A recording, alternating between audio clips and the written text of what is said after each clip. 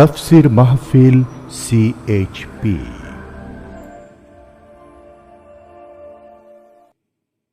বিসমিল্লাহির রহমানির রহিম।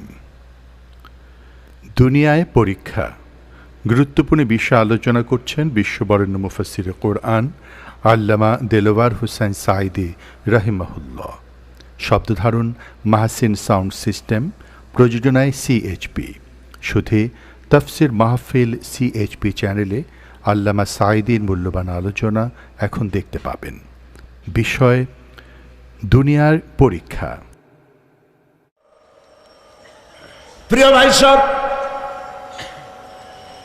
আল্লাহ রাব্বুল আলামিন পরীক্ষার জন্য আমাদেরকে এই ময়দানে ছেড়ে দিয়েছেন। প্রশ্ন কি হবে আল্লাহ সব বলে দিয়েছেন। প্রশ্ন কি হবে? তোমার যৌবন, এ ব্যাপারে প্রশ্ন করা হবে। কোন পথে ইনকাম করেছো প্রশ্ন করা হবে। কোন পথে খরচ করেছো প্রশ্ন করা হবে। দ্বীনের ইলম যতটুকুন হাসিল করেছিলে তার কতটুকুন নিজে পালন করেছো, আর দ্বীনের দাওয়াত কতটুকুন মানুষের কাছে পৌঁছায়ছো। প্রত্যেকটি ব্যাপারে কিয়ামতে আল্লাহর কাছে জবাব দিতে হবে। এই জন্য কবি বলছেন, আমল সে জিন্দেগি বনতি হ্যায়, ये जन्नत भी व जहन्नम भी, ये खाकी अपनी फितरत है ना नारी ना नूरी। মানুষের জীবন আমল দিয়ে গঠন হয়, আমল দিয়ে জীবন গড়ে। নইলে এই মাটির তৈরি দেহ জান্নাত আর জাহান্নামের কিছু দিয়ে তৈরি হয় নাই। আপনি ইচ্ছে করলে দেহটারে জাহান্নামের জন্য উপযোগী করতে পারেন, ইচ্ছে করলে এই দেহটাকে জান্নাতের জন্য উপযোগী করতে পারেন। এটি আপনার ইখতিয়ারে আল্লাহ দিয়েছেন, আপনাকে বাধ্য করা হয় নাই যে সেজদা না দিলে ফেরেশতা এসে ঘাড়ের উপরে পিটাবে। সুদ ঘুষ জেনা করলে পরে ঠ্যাং পিটায় ভেঙে দেওয়া হবে না, আপনি বাধ্য নন। আপনি সম্মানিত জীব আল্লাহ, সম্মানিত প্রাণী আল্লাহ পাকের, সেই জন্য মানুষকে বাধ্য করা হয় নাই। অটোনোমাস বডি, অটোনমি দেওয়া হয়েছে, আপনাকে স্বাধিকার দেওয়া হয়েছে। চন্দ্র সূর্যের ব্যাপারে স্বাধিকার দেওয়া হয় নাই। রাত এখন 7:35, সূর্যের বাপেরও ক্ষমতা নাই বাংলাদেশে এখন উকি মারে, ঠিক কিনা? সে এখন আমেরিকায় রোদ দিচ্ছে, তাপ দিচ্ছে আমেরিকায়। ওকে নির্ধারণ করা হয়েছে যেভাবে, সেইভাবেই করতে হবে। পানি বলেন, পাহাড় বলেন, পাখি বলেন, চন্দ্র বলেন, গ্রহ বলেন, নক্ষত্র বলেন, সব জিনিস বাই হুক অ্যান্ড ক্রুক আল্লাহর হুকুম মানতে বাধ্য। কোরআনে কারীমে আল্লাহ পাক বলেছেন, আফা গায়রা দীনিল্লাহি ইয়াবগুন ওয়া লাহু আসলামা মান ফিস সামাওয়াতি ওয়াল আরদি তাওআন ওয়া কারহা। আল্লাহর দেওয়া জীবন ব্যবস্থা ছেড়ে দিয়ে তোমরা কি অন্য কোনো মতবাদ তালাশ করো? ওয়া লাহু আসলামা মান ফিস সামাওয়াতি ওয়াল আরদ, অথচ আকাশে যা আছে, জমিনে যা আছে, সব আনুগত্যের মস্তক আমার সামনে অবনত করে দিয়েছে। সুবহানাল্লাহ। মানুষকে আল্লাহ পাক ইখতিয়ার দিয়েছেন। ইচ্ছে করলে মাহফিলেও আসতে পারেন, ইচ্ছে করলে সিনেমাও ঢুকতে পারবেন, অসুবিধা নেই। অসুবিধার জন্য কিয়ামত, ওখানে হিসাব হবে। এখানে আপনি সূর্য চন্দ্র ফেরেশতা, ফেরেশতারও কোনো মাজাল নাই, কোনো ইখতিয়ার নাই আল্লাহর হুকুমের বাইরে কিছু করে। আল্লাহ যা করতে বলেছেন তাই করতে হবে, এর বাইরে এক চুলও নড়তে পারবে না। কিন্তু মানুষেরা করতে পারবে। মানুষ ইচ্ছে করলে নামাজ রোজা ছাড়তে পারে, ইচ্ছে করলে আল্লাহরে অমান্য করতে পারে। এইটা তার বিচারের জায়গা না, এটা হলো পরীক্ষার জায়গা। এটা কিসের জায়গা? পরীক্ষার জায়গা। এখানে আপনি কামাই করলে ওখানে কিছু পাবেন, এখানে কামাই না করলে কিছু পাবেন না। আরো সোজা করে বলি, কোন কৃষক, যে কৃষক আষাঢ় মাসে শ্রাবণ মাসে জমিন চাষ করে না, পৌষ মাসে তার গোলায় ধান আসবে? কথা বোঝেন নাকি বোঝেন না? পৌষ মাসে গোলায় ধান আসবে? কোনো পাগলও বলবে না যে তুমি তো চাষই করো নাই, তুমি জমিনে, তোমার জমিনের ফসল তোমার ঘরে আসবে কেন? কাজী এই দুনিয়ায় পরীক্ষা দিলে এখানে রেজাল্ট হয়, এখানে গাছ লাগাইলে এখানে ফল দেয়। কিন্তু মানুষের জন্য আল্লাহ পাক যে আমল তৈরি করেছেন, পরীক্ষা নেবেন, সেই পরীক্ষার রেজাল্ট এখানে হবে না। পরীক্ষার রেজাল্ট আউট হবে কোথায়? আখিরাতে। বলেন সবাই, কোথায় হবে পরীক্ষার রেজাল্ট? আউট হবে কোথায়? আখিরাতে। এখানে আপনি যা কামাই করবেন এখানে রিটার্ন দেওয়া হবে না। এখানে যা কামাই করবেন সমস্ত কামাই 700 গুণ বর্ধিত আকারে কিয়ামতে আল্লাহ আপনার হাতে ধরাই দিবেন। আল্লাহর ওয়াদা কখনো মিথ্যা হয়? মিথ্যা হয় রাজনৈতিক দলের নেতারা, এই জাতীয় লোকেরা যারা মঞ্চে আসে আর বলে যে এবার আমাদের ভোট দেন, আমরা ক্ষমতায় যাইতে পারলে আপনারা না খাইয়া কেউ মরবেন না। কিন্তু কি খাইয়া মরবে তাও কয় না। সেদিন শুনলাম এই যে নির্বাচন এখন একটা চলতেছে, স্লোগান বাপ দাঁড়াইছে, ছেলে তো বলে রহিম ভাই আমার ভাই, তোমার ভাই, বাপের নাম রহিম। তারপরে শুনলাম বলতেছে বেগুন ভাইয়ের চরিত্র, আজকাল নাম রাখে তো আদর করে বেগুন পটল, বেগুন ভাইয়ের চরিত্র ফুলের মতো পবিত্র। আমি আর একজনের পাশের থেকে কইল যে নামাজ পড়ে না একক, তো এমনই ফুলের মতো চরিত্র। তো দুনিয়ার ময়দানে আপনি যা কামাই করবেন এখানে রেজাল্ট আউট হবে, এখানে আপনি পাবেন ফল, এখানে পাবেন। যা করবেন এখানে গাছ লাগাবেন, ফল লাগাবেন, এখানে পাবেন। আর আল্লাহর জন্য যেটা করবেন সেটার ফল, সেটার রেজাল্ট কিয়ামতে বাইর হবে। সুবহানাল্লাহ। এখানে পরীক্ষা দিয়ে যদি কেউ ফেল করে, ম্যাট্রিক পরীক্ষা দিয়ে ফেল করেছে, ফাজেল পরীক্ষা দিয়ে ফেল করেছে, আবার পরীক্ষা দিয়ে পাশ করার সুযোগ আছে, আবারও ফেল করেছে, আবারও পরীক্ষা দিয়ে পাশ করার সুযোগ আছে। 10 বার যদি ফেল করে আরো 10 বার পরীক্ষা দিয়ে পাশ করার সুযোগ আছে। কিন্তু কিয়ামতের দিন আল্লাহ রাব্বুল আলামিনের জীবনের পরীক্ষায় কোনো মানুষ যদি আল্লাহর আদালতে ফেল করে বসে একবার, দ্বিতীয়বার পরীক্ষা দেওয়ার আর কোনো সুযোগ নাই। এই পৃথিবীতে যদি কেউ নিম্ন আদালতে মামলায় হেরে যায়, জজ কোর্টে করবে, যদি হেরে যায় হাইকোর্টে করবে, হেরে গেলে আপিল করবে সুপ্রিম কোর্টে, সুপ্রিম কোর্টেও যদি হেরে যায় তাহলে প্রেসিডেন্টের কাছে আপিল করবে। সুযোগ আছে কয়েকবার। কিন্তু কিয়ামতের দিন জীবনের আদালতে কোনো মানুষ যদি একবার ফেল করে বসে, জীবনের মামলায় যদি একবার হেরে যায়, দ্বিতীয়বার আপিল করার আর কোনো জায়গা নাই। সেই আখিরাতে রেজাল্ট আউট হবে। আমরা সব মরে যাব, আমরা সব কি হব? সব মরে যাব। আল্লাহ পাক আমাদেরকে উঠাবেন আবার। মানুষকে কবরে রাখার সময় আমরা কি বলি? মিনহা খালাকনাকুম, জানেন না? পড়েন, মিনহা খালাকনাকুম ওয়া ফিহা নুঈদুকুম ওয়া মিনহা নুখরিজুকুম তারাতান উখরা। এই মাটি দিয়ে তোমাকে তৈরি করা হয়েছিল, এই মাটির মধ্যে রেখে গেলাম, এর থেকে আবার তোমাকে উত্থিত করা হবে। কে বলতেছেন কথা? আল্লাহ পাক বলছেন, আল্লাহ তাআলা বলছেন। কি নিষ্ঠুর এই পৃথিবী! ভেবে দেখেছেন কি একবারও কি ভেবে দেখেছেন এই পৃথিবী কত নিষ্ঠুর? এই সন্তান সন্ততি সব একটি মোহ, একটি মায়া, একটি মহব্বত, একটি প্রতারণা। যে বইয়ের জন্য হারাম ইনকাম করেছেন, যে সন্তানদের জন্য হারাম ইনকাম করেছেন, জান দিলেন, রক্ত দিলেন, জীবন দিলেন, সারা রাত কষ্ট করেছেন, দৌড়দৌড়ি করেছেন, যখন মরে গেলেন, যে বাচ্চাটা আপনি কোলে না নিলে কলিজা ঠান্ডা হয় না, সেই বাচ্চা বলবে, মাকে বলবে, মা বাপের লাশ যে রুমে আছে আমার সেখানে নিও না, আমার ভয় করে। ঠিক কিনা? স্ত্রীও আরো 2-1 লোক না হলে লাশের ঘরে থাকতে পারবে না, তারও ভয় করবে। থাকলে বড় জোর মা থাকতে পারে, বাপ থাকতে পারে। যাকে বিবাহ করার পর অনেক সন্তান আছে, মা বাপকে চোখে দেখতে পারে না, বউর কথা মতো মায়ের সাথে কথা বলা বন্ধ করে দেয়। হয়তো কুমিল্লা এরকম নাও থাকতে পারে। বউ তো নালিশ করছে, মার সাথে কথা কয় না, আবার বলে এই বুড়িটা মরে না কেন? নাউযুবিল্লাহ, নাউযুবিল্লাহ।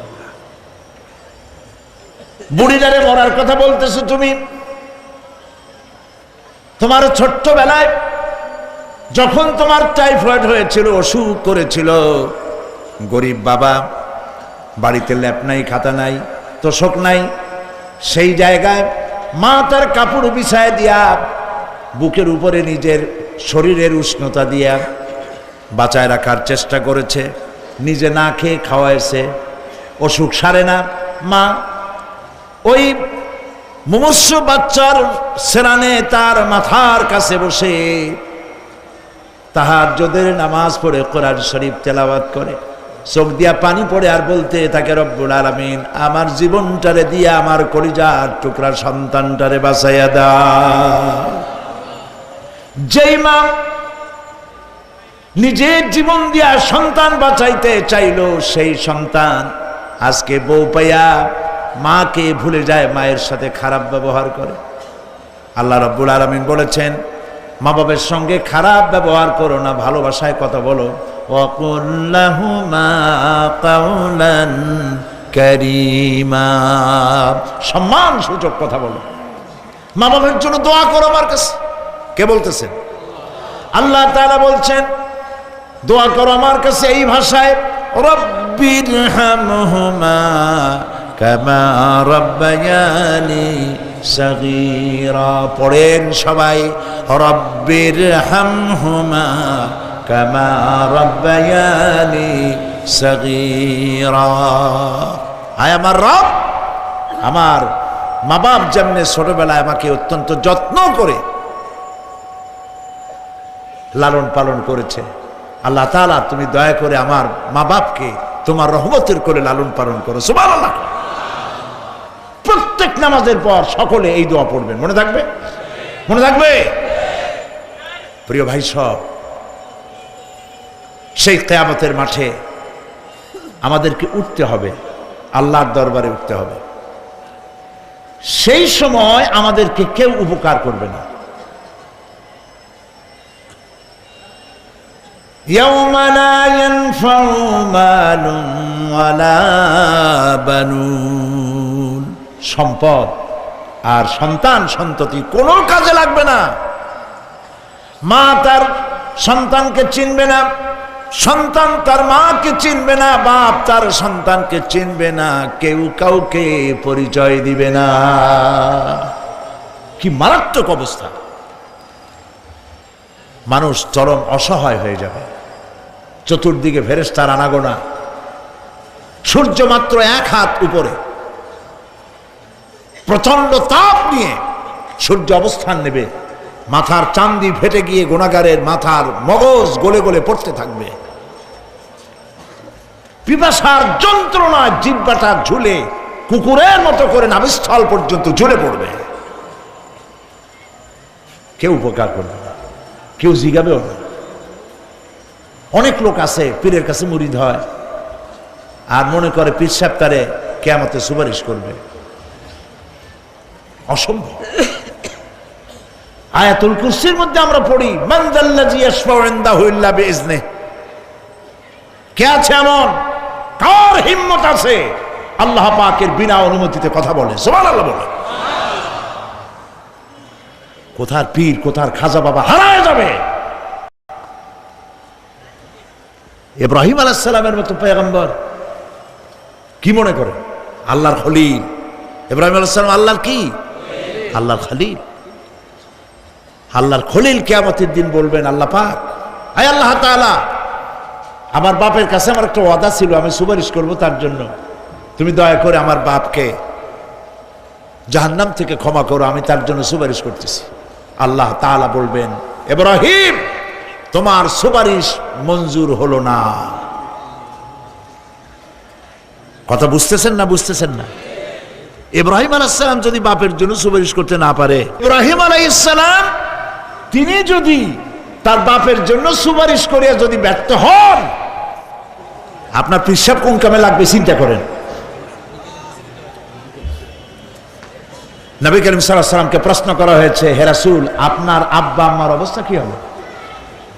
কথা কি শোনেন নাকি? আপনার আব্বা আম্মার অবস্থা কি হবে? নবী করিম সাল্লাল্লাহু আলাইহি ওয়াসাল্লাম বলেছেন, আমি আমার আব্বা আম্মার কোন উপকারে আসব না। ইন্না লিল্লাহি ওয়া ইন্না ইলাইহি রাজিউন। তাহলে কোন সাহসে মনে করতেছেন কোন পীর কোন একটা বিদেশ থেকে দেশের থেকে একটা নাজিল হলো আর ওইটার পিছনে পিছনে দৌড়াবেন, সে আপনারা নাজাত দেবে, তার পায়ে চুমা খাবেন। এই পায়ে হাত দিয়ে কদমবুসি করা বাদ দেন। টাকা ইনকাম করার জন্য মানুষকে ভুল পথে পরিচালিত করছে অনেক পীর, আছে না এমন? খালি মানুষে টাকা দেয়, জামায় অনেক পকেট, খালি টাকা নেওয়ার সমানে ঢুকাইতে থাকে চতুর্দিক দিয়ে, বাইরে বোঝার উপায় নাই। কিন্তু অনেক পীর আছে এমন, ঢাকা শহরে বড় বড় মার্কেটের মালিক, আমি জানি বড় বড় মার্কেটের মালিক, বিরাট ব্যবসায়ী, জামা পরিষ্কার করে না 2 মাসেও, মানুষে দেখাবার জন্য গামছাটা নাকের কাছে ধরে ফত ফত করে আওয়াজ করে, মনে হয় যেন কাঁদতেছে। আর্টিফিশিয়াল তাসান্ন হাবিজাবি জিকির শিখায়। লা ইলাহা কতক্ষণ, ইল্লাল্লাহ কতক্ষণ, আল্লাহ আল্লাহ কতক্ষণ, কোথায় পাইছো? ইল্লাল্লাহ ইল্লাল্লাহ কিসের জিকির? ইল্লাল্লাহ মানে কি? আল্লাহ ছাড়া, আল্লাহ ছাড়া, আল্লাহ ছাড়া, আল্লাহ ছাড়া কি? কাজী রাসূলুল্লাহ যা করেন এগুলি বেদাত। এই সব পীরের পাশে যাবেন না, মনে থাকবে।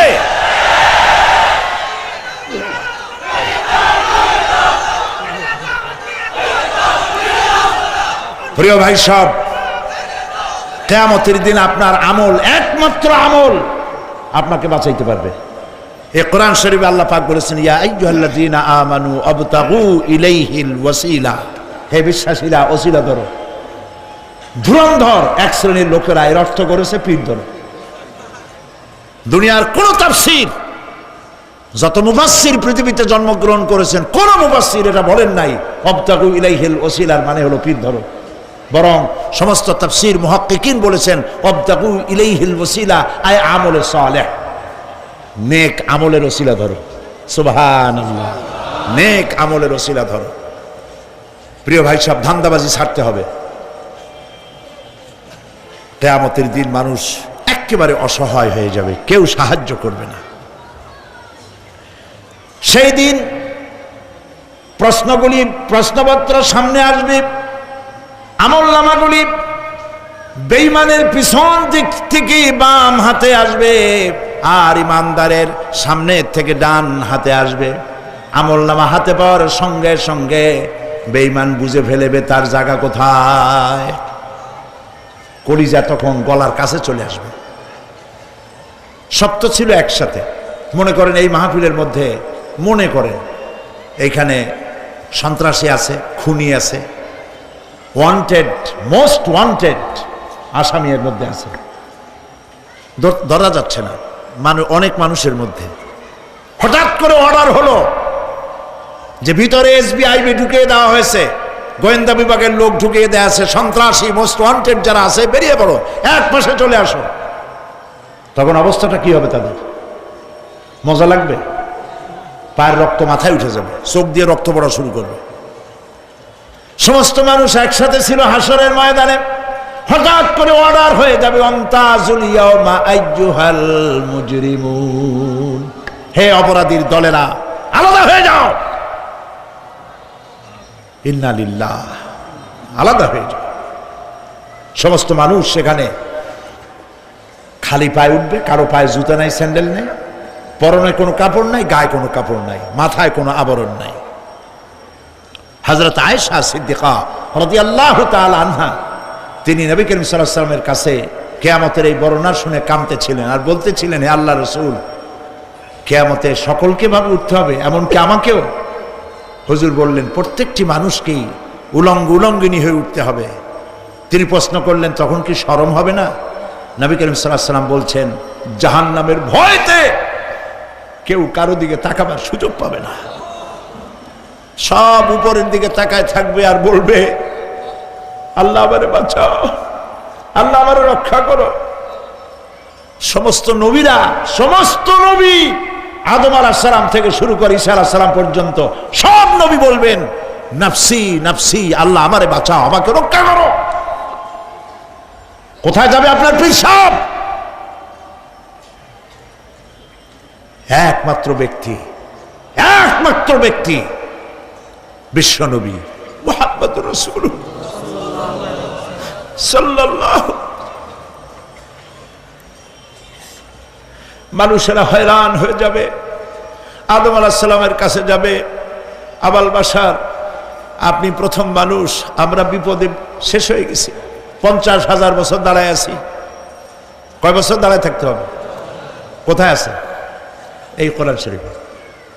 50,000 সানা মিম্মা তাউদ্দুন।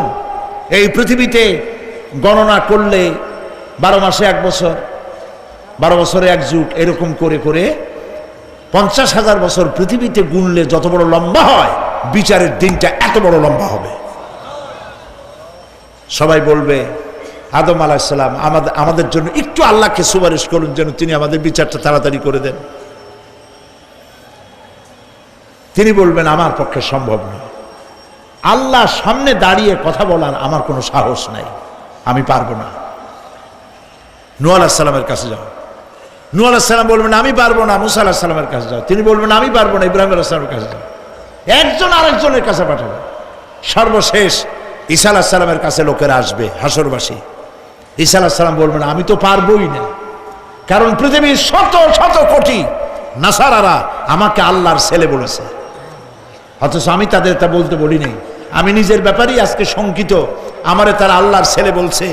আল্লাহ আজকে আমার সাথে কি ব্যবহার করবেন আমি তো জানি না, আমি নিজেই বিপদে আছি। তবে আমি তোমাদের ব্যাপারে একটা পরামর্শ দিতে পারবো। একজন ব্যক্তি আছে যার কাছে গেলে তিনি কথা বলতে পারবেন, তিনি বিশ্বনবী রাহমাতুল লিল আলামিন জনাব মুহাম্মদ রাসূলুল্লাহ সাল্লাল্লাহু আলাইহি ওয়াসাল্লাম। তার কাছে চলে যাও, হাসরবাসীরা তার কাছে চলে যাবে। নবীজি সকলের কথা শুনে সেজদায় পড়ে কাঁদতে থাকবেন। তিনি বলবেন হাসরবাসীদের কাজ সুস্থ করবেন, এই কাজ আমার কাজ, আমি বলবো আল্লাহ পাককে। তিনি সেজদায় পড়ে কাঁদবেন। রব্বুল আলামিন প্রশ্ন করবেন, হ্যাঁ আমার রাসূল, আপনার তো আজকে কান্দার দিন না, আপনি কাঁদেন কেন? আমি আপনাকে মাকামে মাহমুদ দিয়েছি, কাউসারের মালিক বানাই দিয়েছি। আপনি জান্নাতে প্রবেশ করার আগে কেউ ভেস্টে যাইতে পারবে না, এই সম্মান দিয়েছি, কাঁদেন কেন? নবীজি বলেন রব্বুল আলামিন যা তুমি আমার জন্য বরাদ্দ রেখেছো সব আমি পেয়েছি বা পাবো, আমি কান্দি আমার উম্মতের কি হবে?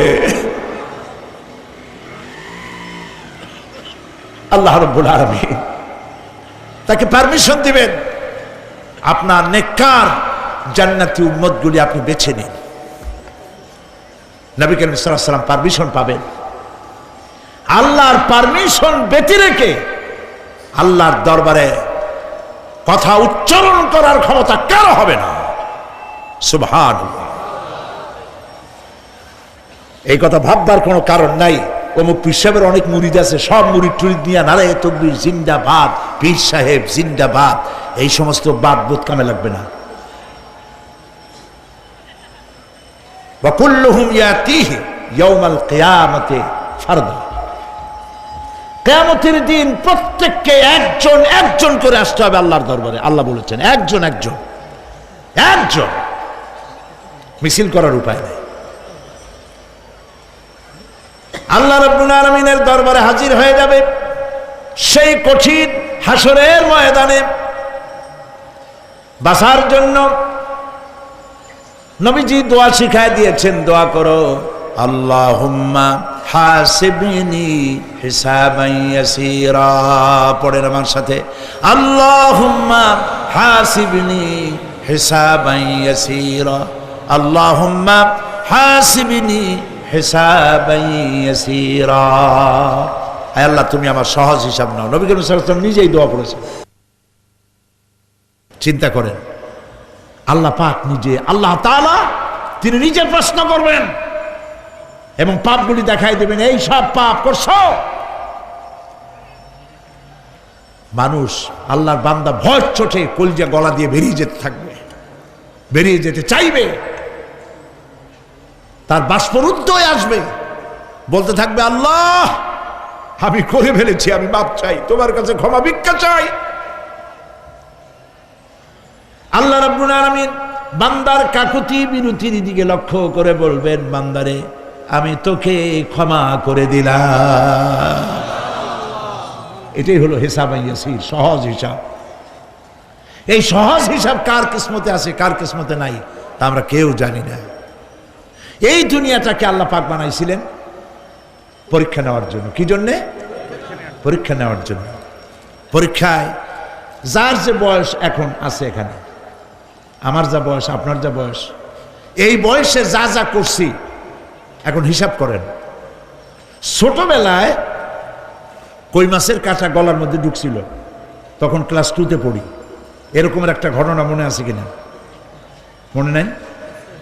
অন্যের বাড়ির আম পাড়তে গিয়া বাড়িওয়ালার সামনে পড়ছিলেন, 2টা থাপ্পড় দিছিল, এসব কথা মনে আছে না? আছে কিনা?